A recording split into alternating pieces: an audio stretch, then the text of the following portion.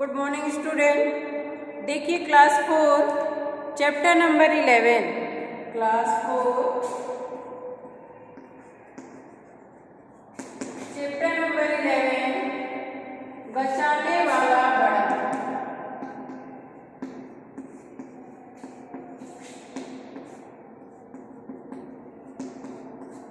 देखिए चैप्टर का नाम है बचाने वाला बड़ा। इस पाठ में बताया गया है कि मारने वाले से बचाने वाला क्या होता है, बड़ा होता है। अर्थात बचाने वाला का अधिकार अधिक होता है। यानी जैसे कोई भी चीज़ हो, चिड़िया हो चाहे पंछी हो चाहे गाय हो, जिसको भी अगर वो जैसे आदमी है कोई मार रहा हो तो उसको कोई बचाने जाता है तो वो क्या होता है, मारने वाले से बड़ा होता है बचाने वाला। तो वैसे ही देखिए 11 लेसन है जिसमें लिखा है बचाने वाला बड़ा। इंट्रोडक्शन है लेसन का। इस पाठ में बताया गया है कि मारने वाले से बचाने वाला बड़ा होता है, अर्थात बचाने वाले का अधिकार अधिक होता है। देखिए दिया है, पाँव फट गई थी, पूर्व दिशा में उषा की लाली छा गई थी, लाल रंग में रंगे सूरज देवता पर्वत के पीछे से झांकने लगे थे। सूरज की पहली किरण पेड़ों की सबसे ऊंची टहनियों को छूने लगी थी। ठंडी ठंडी मंद मंद हवा बह रही थी। घोंसले से निकलकर पक्षी आकाश में उड़ने लगे थे। पेड़ों पर बैठे कुछ पंछियों का कलरव तेज होता जा रहा था। देखिए पाँव फट गई थी, पाँव फट गई थी का मतलब होता है, देखिए पाँव फट गई का मतलब होता है प्रभात होना, प्रभात होना। और पूर्व दिशा में उषा की लाली छा गई थी। ये पाँव फट गई एक मुहावरा है जिसका अर्थ होता है प्रभात होना। देखिए दिया है पूर्व दिशा में यानी पूरब दिशा में सूर्योदय होने के समय, सूर्योदय होने का ये समय है। उषा की लाली का मतलब होता है सूर्योदय होने का समय। लाली छा गई थी, लाल रंग में रंगे सूरज देवता पर्वत के पीछे से झांकने लगे थे। यानी लग रहा था कि सूर्य जो देवता है वो क्या कर रहे हैं, पर्वत के पीछे से झांक रहे हैं, देख रहे हैं। सूरज की पहली किरण पेड़ों की सबसे ऊंची टहनियों को छूने लगी थी। यानी जब सूर्य देवता पर्वत के पीछे से मानो लग रहा है झांक रहे हो तो वो क्या करते हैं, सबसे ऊपर जो पेड़ों की टहनी थी मानो उनको छू रहे हो। ठंडी ठंडी मंद मंद यानी शीतल ठंडा ठंडा हवा, मंद मंद यानी धीरे धीरे हवा जो है वो बह रही थी। घोंसले से निकलकर पक्षी आकाश में उड़ने लगे थे। जब सूर्योदय का समय था तो उस समय मंद मंद हवा चल रही थी, धीमी धीमी ठंडी हवा चल रही थी और उसमें जो घोंसले में अपने पक्षी थे वो बाहर निकल रहे थे और आकाश में उड़ने लगे थे। पक्षियाँ जो है कलरव यानी वो तेजी से आवाज कर रही थी। उद्यान की हरी हरी घास पर ओस मोती जैसी चमक रही थी। उद्यान यानी बगीचे की जो हरी हरी घास थी उस पे ओस की बूंदें मोती की तरह चमक रही थी। रंग बिरंगे फूल महक रहे थे। राजकुमार सिद्धार्थ अपने साथियों के साथ उद्यान में टहल रहे थे। राजकुमार जो सिद्धार्थ थे वो अपने साथियों के साथ, मित्रों के साथ बगीचे में टहल रहे थे। अचानक पक्षियों का कलरव शोर में बदलने लगा और एकाएक अचानक पक्षियों का जो कलरव था, पक्षियों का जो आवाज़ था वो शोर में बदलने लगा। क्योंकि ज़्यादा जब जितना ही सुबह होगा तो पक्षियाँ अपने घोंसले से उड़ने लगी और आवाज़ करते हुए जा रही थी तो वो क्या हो गया, कलरव जो उनकी ध्वनि थी वो शोर में बदल गई। डरे हुए पक्षी इधर उधर छिपने लगे। राजकुमार ने इधर उधर देखा और जो पक्षी डर रहे थे वो क्या किए कि इधर उधर क्या करने लगे, छिपने लगे। यानी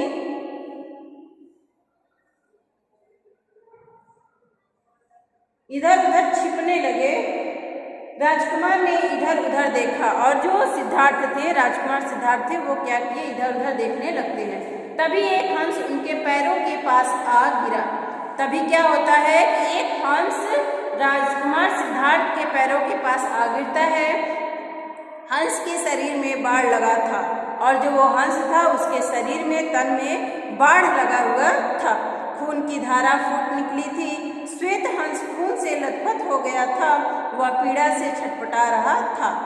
देखिए, जो जब वो टहल रहे थे, उनकी ध्वनि, उस पक्षियों की जो कलरव ध्वनि थी, उससे जो पक्षी डर रहे थे वो इधर उधर छिप रहे थे। और राजकुमार भी जो है इधर उधर देखने लगे। तभी उनके पैरों के पास एक हंस के शरीर में जो तीर लगा हुआ था, वो तीर सहित हंस नीचे उनके पैरों के पास आ गिरता है।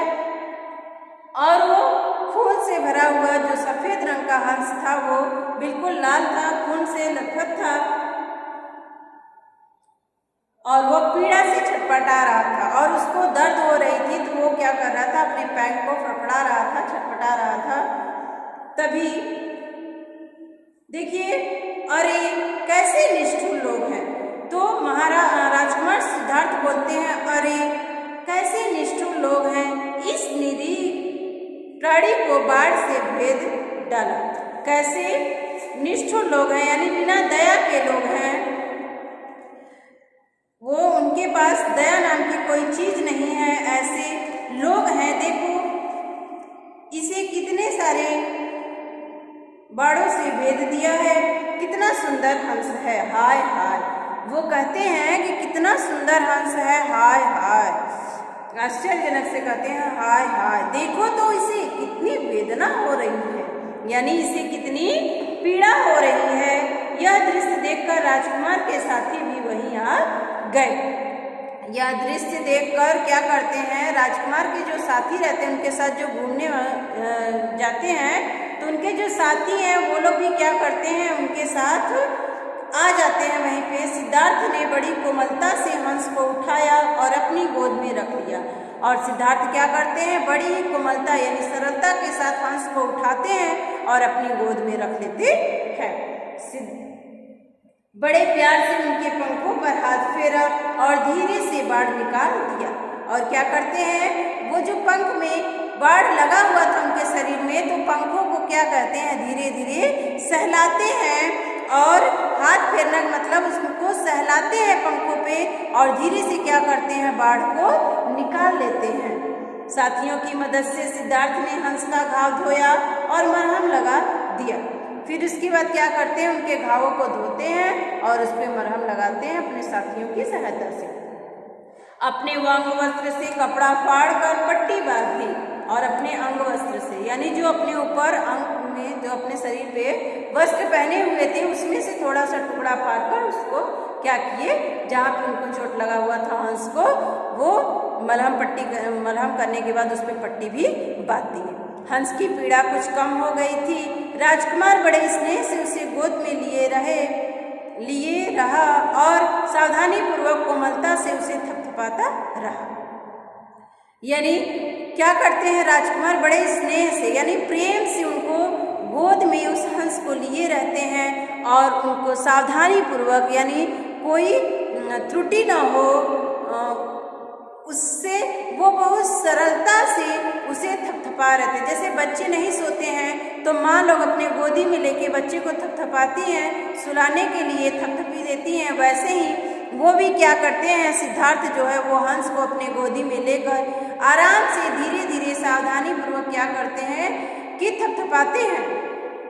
और अपने को सुरक्षित जानकर हंस निश्चित हो गया और राम कुमार की गोद में ही सो गया। राजकुमार रहेगा निश्चेष्ट, यानी चुपचाप, खामोश, गतिहीन, यानी वो अपने को सुरक्षित जानकर, यानी वो सोचा कि अब मैं सुरक्षित हूँ, मैं अच्छी जगह आ गया हूँ। वो क्या करता है, चुपचाप एकदम बिना गति किए वो चुपचाप हो जाता है और राजकुमार के ही गोद में शांति से क्या करता है, सो जाता है। इतने में राजकुमार सिद्धार्थ का भाई देवव्रत दौड़ा दौड़ा आया और हांफता हुआ बोला, लाओ यह हंस मुझे दे दो। इतने में राजकुमार सिद्धार्थ का भाई ही देवव्रत था, जो दौड़ा दौड़ा और हांफते हुए आता है और कहता है कि लाओ यह हंस मुझे दे दो, मेरे बाढ़ से बिंध कर यह नीचे गिरा है। यानी मैंने इसे बाढ़ से मारा है और ये आकर नीचे गिरा है, यह मेरा शिकार है। सिद्धार्थ का जो भाई रहता है वो कहता है कि यह हंस मेरा है, मुझे दे दो, मैंने इसे बाढ़ से भेदा है या मारा है। सिद्धार्थ ने भाई से कहा, इस भोले भाले पक्षी ने आपका क्या बिगाड़ा था, आपने इस पर बाढ़ क्यों चलाया। अब देखिए सिद्धार्थ जो है एक सरल स्वभाव के थे और एक उनका भाई था जो कि पक्षियों को मारता था। तो कहते हैं कि इस भोले भाले पक्षी ने तुम्हारा क्या बिगाड़ा था जो तुम इसे बाढ़ से मारे हो। देवव्रत बोला, मैं आखेट पर निकला था, इस हंस पर मैंने बाढ़ चलाया है, इसलिए यह मेरा है, लाओ जल्दी से इसे मुझे दे दो। मैं आखेट पर निकला था यानी मैं शिकार पर निकला था।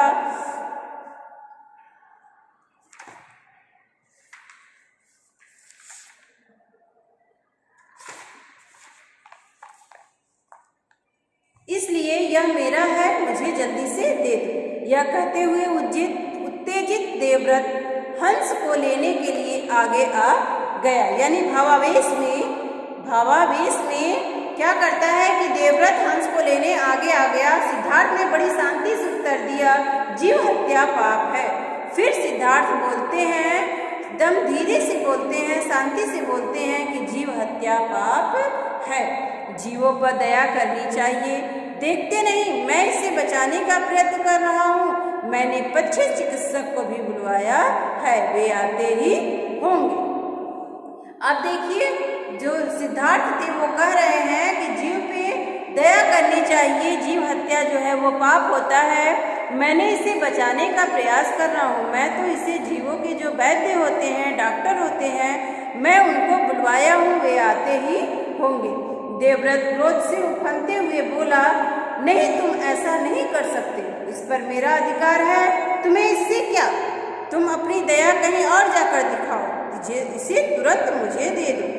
तो उसके बाद क्या करता है वो क्रोध से दफनाते हुए, उफनते हुए, मतलब कि वो और गुस्से में आ जाता है, गुस्से में एकदम व्याकुल हो जाता है और बोलता है, नहीं तुम ऐसा नहीं कर सकते, इस पर मेरा अधिकार है। यानी तुम इसे चिकित्सक के पास नहीं ले जा सकते या चिकित्सक नहीं बुला सकते, इस पर क्या है, मेरा अधिकार है, मैंने इसे तीर से मारा है और तुमको अगर इस पर दया कहीं दिखानी है तो कहीं और जाकर दिखाओ, इस पर नहीं दिखाओ और ये मुझे तुरंत दे दो। दोनों राजकुमार झगड़ने लगे, वे अपनी अपनी बात पर अड़े थे। तभी देवव्रत ने कहा, चलो महाराज के पास चलते हैं, वे ही इसका निर्णय करेंगे कि हंस किसका है। जब दोनों भाइयां आपस में लड़ने लगते हैं और अपनी अपनी बात पे, यानी वो कहते हैं कि नहीं मैं इसे नहीं दूंगा और छोटा भाई जो है बार बार मांगता है कि नहीं ये मेरा शिकार है, मुझे दीजिए, तो दोनों क्या करते हैं अपनी अपनी बातों पे अड़े रहते हैं। तभी देवव्रत ने कहा, चलो महाराज के पास चलते हैं, वे ही इसका निर्णय यानी फैसला करेंगे कि हंस किसका है। देवव्रत और सिद्धार्थ दोनों महाराज के पास पहुंच गए। महाराज ने ध्यानपूर्वक दोनों की बातें सुनी। देवव्रत ने कहा, मेरे बाढ़ के अचूक निशाने से घायल होकर हंस नीचे गिरा है, इसलिए इस पर मेरा अधिकार है। सिद्धार्थ बोला, मैंने उपचार किया है, इसकी जान बचाई है, इसलिए यह हंस मेरा है। महाराज ने कहा, जरा ठहरो, इसका फैसला अभी हुआ जाता है। महाराज ने हंस को दोनों राजकुमारों के बीच में छुड़वा दिया। देखिए अब क्या करते हैं कि दोनों राजकुमार जो है वो सिद्धार्थ और देवव्रत जो है कहाँ पहुँचते हैं, महाराज के पास पहुँचते हैं। तो महाराज को अपनी अपनी बातें दोनों लोग बताते हैं। महाराज ध्यानपूर्वक उन लोगों की बातें सुनते हैं और उसके बाद क्या करते हैं कि कहते हैं कि ठीक है रुक जाइए, जरा ठहरिए आप लोग, मैं फैसला अभी करता हूँ, यानी मैं निर्णय अभी करता हूँ, तो आप लोग खड़े हो जाइए दोनों लोग। और महाराज ने हंस को क्या करते हैं, दोनों राजकुमार के बीच में छुड़वा देते हैं। हंस किसी तरह लड़खड़ाता हुआ धीरे धीरे राजकुमार सिद्धार्थ के पास पहुंच गया। उसने देवव्रत की ओर देखा तक नहीं। महाराज हंसकर बोले, देखा, हमने स्वयं ही निर्णय कर दिया, हंस ने स्वयं ही निर्णय कर दिया, मारने वाले से बचाने वाला बड़ा होता है। देखिए हंस जो है क्या करता है, जब बीच में वो जो महाराज रहते हैं तो वो क्या करते हैं कि बिना निर्णय किए अपना तो अपने खुद नहीं फैसला सुनाते, बल्कि उसी हंस को बीच में, दोनों भाइयों के बीच में हंस को छुड़वा देते हैं और हंस धीरे धीरे लड़खड़ाते हुए, पट्टी बंधा हुआ था हंस को, और वो लड़खड़ाते हुए किसके पास जाता है, खुद सिद्धार्थ के पास चला जाता है और देवव्रत देखता ही रहता है। तो जो महाराज थे वो उनके बिना कहे ही हंस फैसला कर देता है कि हम किसके पास रहेंगे। तब महाराज हंसते हुए कहते हैं कि देखो देखो, हंस ने स्वयं ही फैसला कर लिया कि हमें किसके पास रहना है। मारने वाले से बड़ा बचाने वाला होता है, इसलिए यह हंस राजकुमार सिद्धार्थ का है। राजकुमार ने प्यार से हंस को गोद में उठा लिया। देवव्रत अपना मुंह लेकर देखता रह गया। यानी जब हंस सिद्धार्थ के पास चला जाता है तो क्या करते हैं, राजकुमार सिद्धार्थ जो है वो हंस को गोद में उठा लेते हैं, और जो देवव्रत रहता है, उनका भाई देवव्रत रहता है, वो क्या करता है, अपना सा मुंह लेकर देखता रह जाता है। यानी अपना मुंह लेकर, यानी उदास होकर, लज्जित होकर देखता ही रह जाता है। तो देखिए बिना राजकुमार तो झगड़ा कर ही रहे थे, महाराज के पास गए, लेकिन महाराज को कुछ बोलने की जरूरत नहीं पड़ी। हंस ने खुद ही फैसला करके बता दिया कि मारने वाले से बड़ा कौन होता है, बचाने वाला। जैसा कि आपको लेसन का नाम ही है बचाने वाला बड़ा, तो मारने वाले से बड़ा कौन होता है, बचाने वाला। तो ये लेसन आपको समझ में आ गया होगा कि बचाने वाला कैसे बड़ा हुआ और मारने वाले कैसे छोटे ही रह गए। तो ये लेसन आप एक बार फिर से अपने से पढ़ लेंगे और जो भी अभी हमने समझाया है उसको आप समझ लेंगे। देखिए मीनिंग दिया है, बहुत थोड़ा सा मीनिंग दिया है। उद्यान बगीचा, निष्ठुर दयाहीन या निर्दयी, निश्चेष्ट यानी चुपचाप, खामोश गतिहीन, वेदना मिस पीड़ा, उत्तेजित मिस भावाभास में, उपचार मिस इलाज, और पाँव फट गई प्रभात होना, उषा की लाली सूर्योदय होने के समय।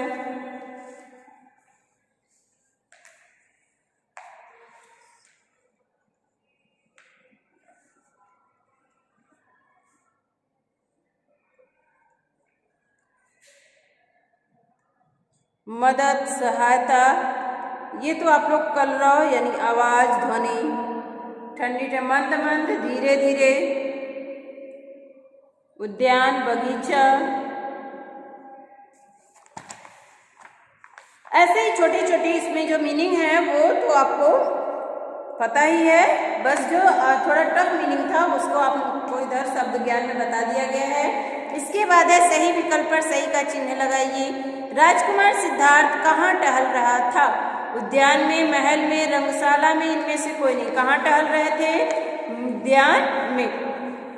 राजकुमार के पैरों पर क्या आकर गिरा, कबूतर, घायल व्यक्ति, हंस, मोर। कौन गिरा था, हंस। राजकुमार सिद्धार्थ ने हंस के साथ क्या किया, घाव धोया, मरहम लगाया, अव ब दोनों, इनमें से कोई नहीं। तो घाव भी धोए और मरहम भी लगाए, तो अव ब दोनों। सिद्धार्थ का भाई कौन था, देवव्रत, इंद्रजीत, विश्वजीत, वीरसिंह। कौन था सिद्धार्थ का भाई, देवव्रत। जीव हत्या क्या है, पुण्य, धर्म, बहादुरी, पाप। तो जीव हत्या क्या है, पाप है। फिर दिया रिक्त स्थानों की पूर्ति कीजिए। खाली स्थान से निकलकर पंछी उड़ने लगे, कहाँ से, घोंसले से। घायल हंस को असह्य हो रही थी, क्या हो रही थी, पीड़ा, वेदना। मंद मंद खाली स्थान शरीर को ठंडक दे रही थी। मंद मंद क्या चीज, हवा। हंस खाली स्थान हुआ, राजकुमार सिद्धांत के पास पहुंच गया। तो हंस लड़खड़ाता हुआ राजकुमार सिद्धांत के पास पहुंच गया। से बचाने वाला बड़ा होता है। किससे? मारने वाले से बचाने वाला क्या होता है? बड़ा होता है। इसके बाद कौन कैसा था? निष्ठुर। निष्ठुर कौन था? निष्ठुर कौन था? देवव्रत। भोला वाला कौन था? हंस। सुंदर हंस। भोला वाला पक्षी था, सुंदर हंस था। उत्तेजित वो देवव्रत, क्रोधी देवव्रत, दयावान राजकुमार सिद्धार्थ, निर्णायक महाराज, शिकारी। शिकारी कौन था? देवव्रत। शिकार किसका हुआ था? हंस का। बचाने वाला सिद्धार्थ। निम्नलिखित प्रश्नों के उत्तर देना है। इसके बाद शब्द बोध है, फिर व्याकरण बोध है। चलिए बच्चों, आज तक के लिए इतना ही। लेसन आपको पढ़ा दिया गया, आप लेसन को समझ गए होंगे। इसके बाद है ये जो मीनिंग है और जो अभ्यास क्वेश्चन है उसको हम कल आपको राइट करा देंगे। आज तक के लिए इतना ही बच्चों। तब तक के लिए गुड बाय स्टूडेंट।